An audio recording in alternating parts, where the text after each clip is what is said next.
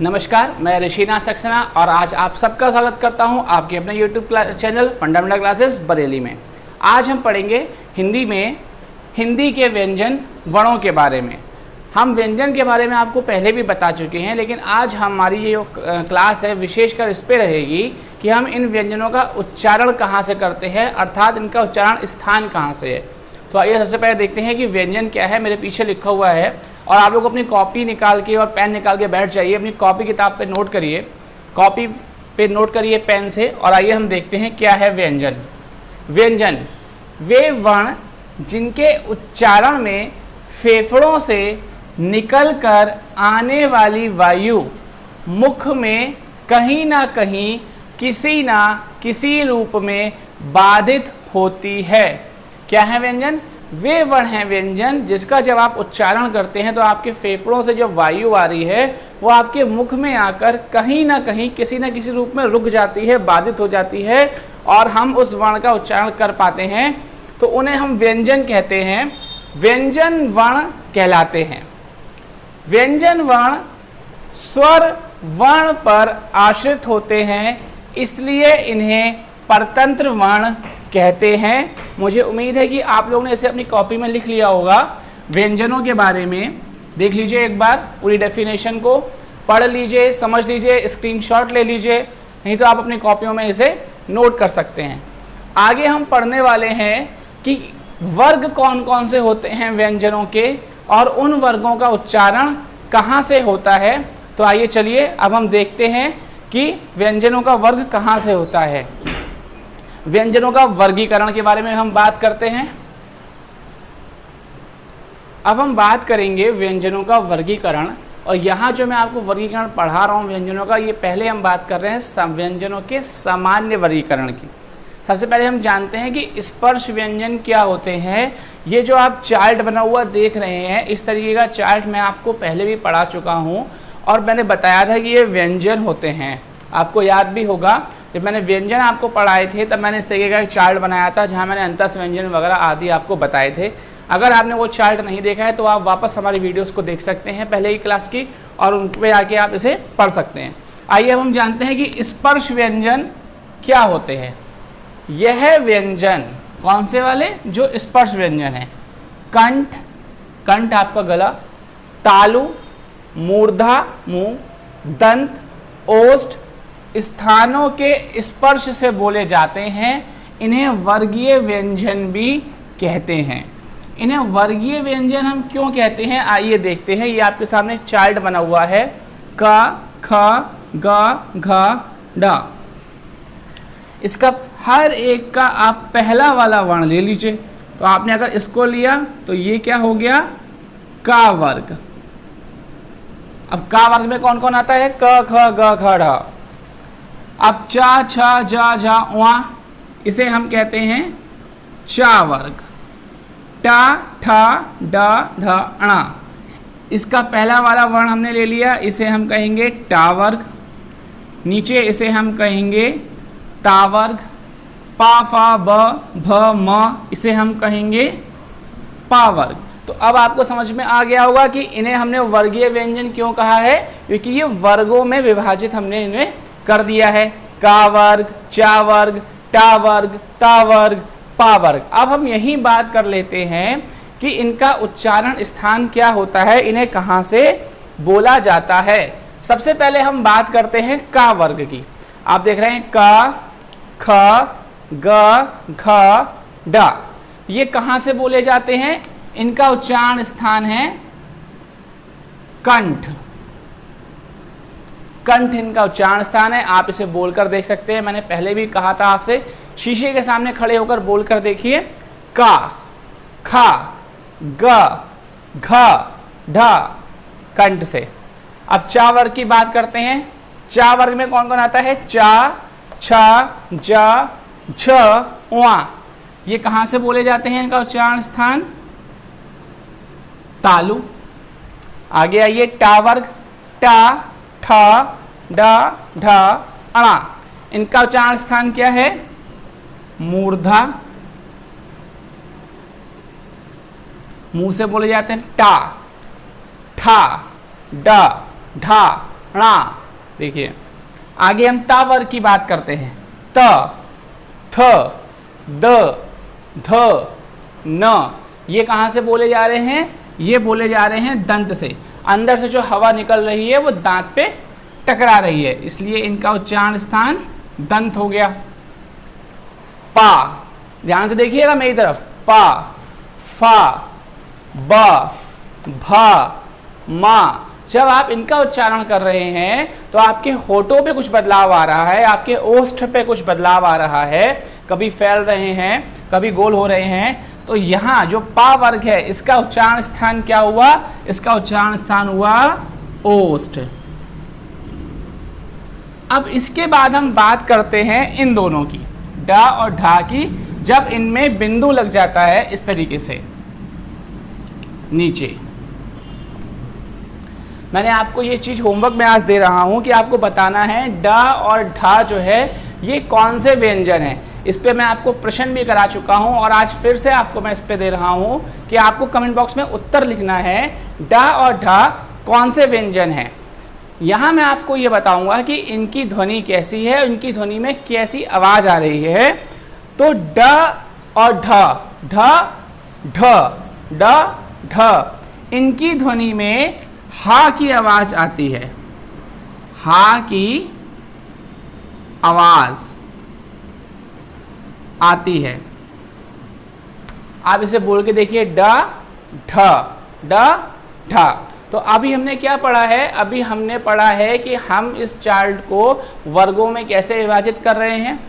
स्पर्श व्यंजन इनको क्यों बोला जाता है? क्योंकि इनको बोलते समय कंठ, तालु, मूर्धा, दंत, ओष्ठ, जिह्वा आदि का प्रयोग हो रहा है, इसलिए इसे स्पर्श व्यंजन बोला जाता है।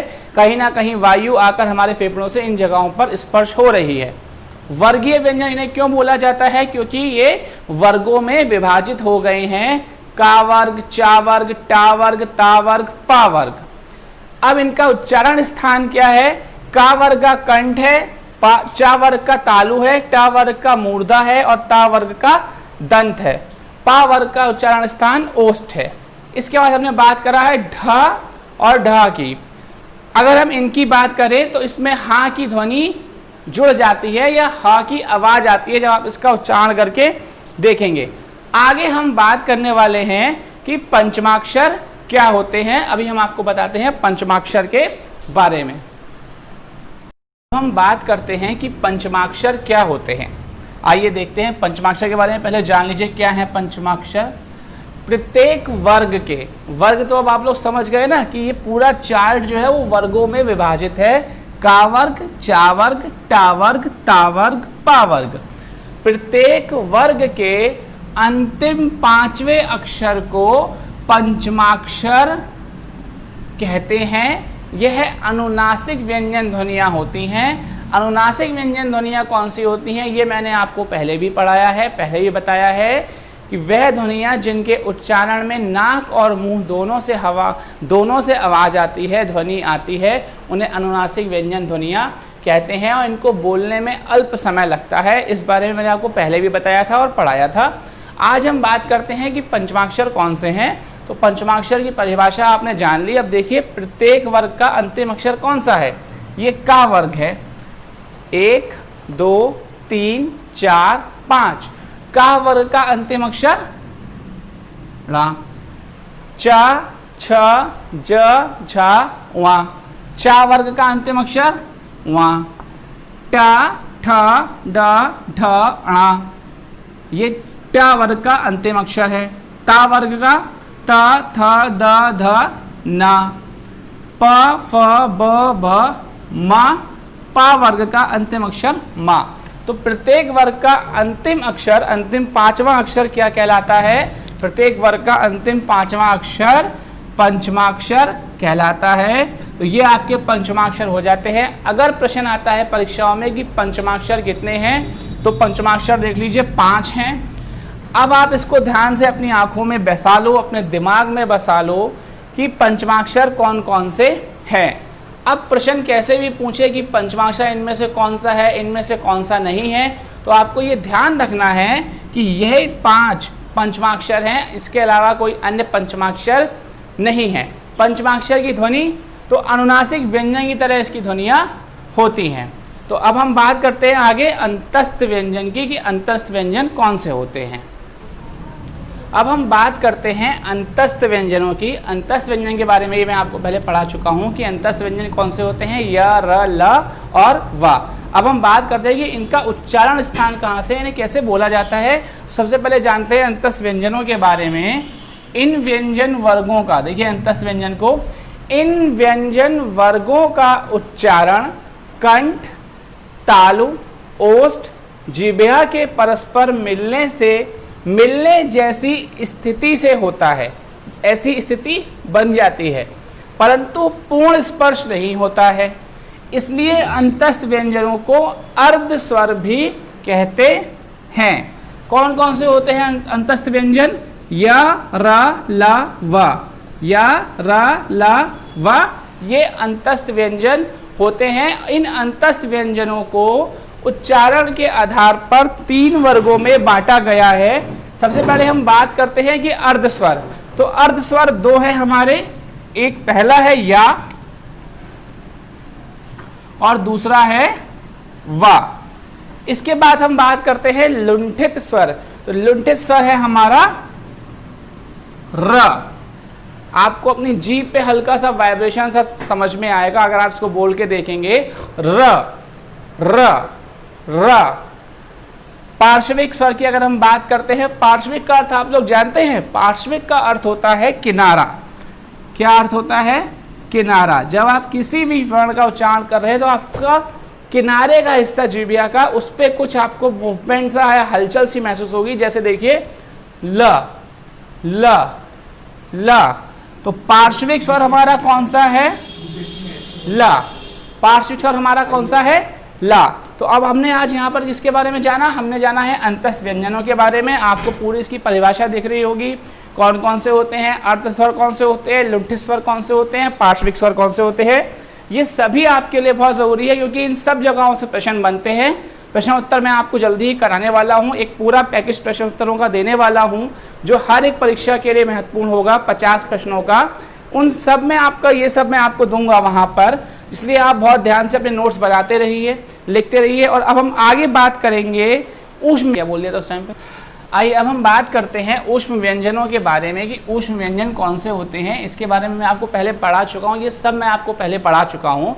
बस यहाँ मेरा ये पढ़ाने का उद्देश्य आपको ये है कि आपका रिवीजन हो जाए और दूसरा आपको ये पता लगे कि इनका उच्चारण कहाँ से होता है। तो आइए देखते हैं ऊष्म व्यंजन क्या हैं। इन वर्गों का उच्चारण एक प्रकार की रगड़ या घर्षण से उत्पन्न ऊष्म वायु से होता है। यही परिभाषा हमने आपको पहले भी बताई थी। अब शा है, शा का जो उच्चारण है ये तालु से लिखा हुआ है, तालु से होता है। आप इसको बोल के देखो, शा। आपकी जो जिह्वा है वो हल्का सा तालु पे टच होती हुई आपको महसूस होगी। शा, शा मूर्धा, मुंह से बोलते हैं शा। स, दंती सा भी इसे बोला जाता है। दंती सा क्यों? अंदर से जो वायु आ रही है वो आके आपकी दांत पे टकराएगी, सा, तब इसका आवाज आया दंती सा का सा, जब वायु दांत से टकराई। अब हम बात करते हैं ह। हा को हम स्वर यंत्री से बोलते हैं। स्वर यंत्री क्या होती है? स्वर यंत्री वो होती है जो आपने अपना कभी मुंह खोल के देखा हो शीशे के सामने, तो अंदर एक कौवा सा लटक रहा होता है जिसे आप कौवा कहते हैं। वो असल में कौवा तो देसी भाषा में हम लोग बोल देते हैं, सही उसका नाम होता है स्वर यंत्री। साइंस में उसे लिरिक्स करके बोलते हैं। तो स्वर यंत्री पे आगे वायु जब टकरा रही है या उसे हिला रही है तब ह की आवाज आ रही है। ह, ह, ह। आपको अपने आप महसूस होगा कि स्वर यंत्री से आवाज आ रही है। अब एक छोटा सा रिवीजन है संयुक्त व्यंजनों के बारे में, ये हम आपको पहले भी करा चुके हैं। संयुक्त व्यंजन क्या होते हैं? 2 वर्णों के मेल से बनते हैं संयुक्त व्यंजन। कौन कौन से हैं? छ, त्र, ज्ञ, श्र। छ कैसे बना है? क और शा से मिलके। त्र कैसे बना है? ता और रा से मिलके। ज्ञ कैसे मिला है? जा और वा से मिलकर ज्ञा बना है। श्रा कैसे बना है? शा और रा से मिलकर। ये हम आपको बता चुके थे कि इसकी जो पहले वर्ण है ये सब स्वर रहित होते हैं और ये जो दूसरे वर्ण हैं सब में ये सब स्वर सहित होते हैं। जैसे आप बोलेंगे क, शा, तो शा के बाद आ की आवाज आ जाएगी। त्र, र, अ, आ की आवाज आपको अपने आप महसूस होगी कि इसमें आ की आवाज आ रही है। तो यहाँ आज इससे कराने का मतलब ये था कि एक छोटा सा रिवीजन आपका हो जाए। दूसरा आज मैं आपको बता रहा हूँ कि इनके उदाहरण कौन कौन से हैं, तो ये देख लीजिए। सबसे पहले हम बात करते हैं छा की, तो इसका एक उदाहरण है कक्ष। आप अपने कक्ष में चले जाइए, यह महारानी अपने कक्ष में चली गई। दूसरा है अक्षर, अक्षर। अब हम बात करते हैं त्रा की, तो त्रा का कौन कौन से उदाहरण है बताओ। इत्र, इत्र जो आप लोग लगाते हैं और महकते हैं। दूसरा जो आप लोग लोगों को पत्र लिखते हैं, अपने फ्रेंड्स को, मित्रों को, तो पत्र, त्र, पत्र, पत्र। ज्ञा, अब ज्ञा से देख लीजिए यज्ञ, ज्ञान। आपके पास पढ़ने का बहुत अच्छा ज्ञान है या आपके पास समझाने का बहुत अच्छा ज्ञान है, आपको अपने विषय का बहुत अच्छा ज्ञान है या आप अपने विषय में ज्ञानी हैं, तो ज्ञानी भी एक इससे मिलता जुलता हुआ उदाहरण हो गया। श्रा की अगर हम बात करें तो क्या है, श्रम, श्रम करोगे तो अच्छा फल मिलेगा। दूसरा देखिए आश्रम, आश्रम जहाँ साधु संत लोग रहते हैं उसका नाम आश्रम होता है, और आश्रम का अर्थ भी क्या होता है, आ और श्रम कर, यहाँ पर आओ और श्रम करो और भगवान की प्राप्ति करो, ऐसा होता है। तो आज हमने किसके बारे में पढ़ा, आज हमने व्यंजनों के बारे में पढ़ा है कि उच्चारण के आधार पर इनका कैसे हम उच्चारण करते हैं, किस स्थान से उच्चारण करते हैं। दूसरा मैं नाम लेना चाहूँगा आज उस बच्चे का जो हमें कमेंट करता है, हमारे पूरे वीडियोस को देखता है, लाइक करते हैं, और वो बच्चा है श्रेया निगम। श्रेया निगम जी, हमें अच्छा लगता है आपके कमेंट्स देख के, हमारी टीम को भी अच्छा लगा। आपका एक सजेशन जो हमें बहुत अच्छा लगा, जिसे आपने सराहा है, जो हम काम कर रहे हैं उसको, कि हम लोग जो बच्चों का लास्ट में नाम लेते हैं, जो बच्चे कमेंट बॉक्स में कमेंट करते हैं, आपको ये चीज़ अच्छी लगी। मुझे उम्मीद है अन्य बच्चों को भी अच्छी लगी होगी कि आप उनका नाम ले रहे हैं। तो हम आपका नाम ऐसे ही हर वीडियो में लेंगे। आपको शुभकामनाएं देते हैं हम कि आप अपने फैमिली का, अपने दोस्तों का, अपने मित्रों का, अपने परिवार का अपना नाम रोशन करें, खूब तरक्की हासिल करें। बस वीडियोस को देखते रहें और जो भी प्रश्न पूछा जाए उसका कमेंट आप करते रहें। धन्यवाद।